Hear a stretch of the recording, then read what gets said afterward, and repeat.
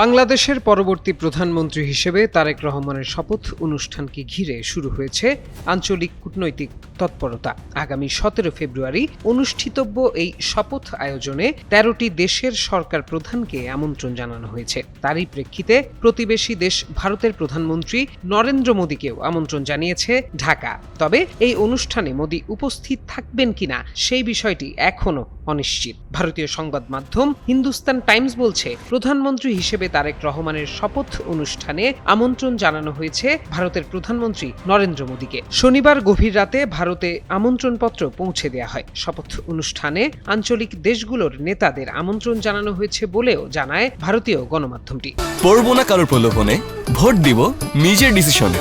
Clear up হাতে হয়ে যাও ফুরফুরে ভোটার। তবে আগামী সপ্তাহে এআই ইম্প্যাক্ট সামিটে অংশ নিতে ভারত সফরে যাচ্ছেন ফ্রান্সের প্রেসিডেন্ট ইমানুয়েল ম্যাক্রো। 17 ফেব্রুয়ারি মুম্বাইয়ে ম্যাক্রোর সঙ্গে দ্বিপাক্ষিক বৈঠকের কথা রয়েছে নরেন্দ্র মোদীর। সেক্ষেত্রে তারেক রহমানের শপথে মোদীর ঢাকায় আসার সম্ভাবনা অনেকটাই কম। হিন্দুস্তান টাইমস বলছে, মোদী না এলেও তারেক রহমানের শপথ অনুষ্ঠানে ভারতের পক্ষ থেকে একজন জ্যেষ্ঠ নেতা প্রতিনিধিত্ব করতে পারেন। সম্ভবত দেশটির উপরাষ্ট্রপতি বা পররাষ্ট্রমন্ত্রী আসতে পারেন ঢাকায়। বিষয়টি সম্পর্কে অবগত কয়েকজন ভারতীয় কর্মকর্তার বরাত দিয়ে সংবাদ মাধ্যমটি বলছে, ভারত বাংলাদেশের সঙ্গে তাড়াহুড়ো করে সম্পর্ক পুনর্গঠনের চেষ্টা করতে চায় না। যদিও সম্পর্ক তলানিতে নেমে যাওয়ায় তা পুনর্গঠন করা এখনো দিল্লির কাছে অগ্রাধিকার পাচ্ছে।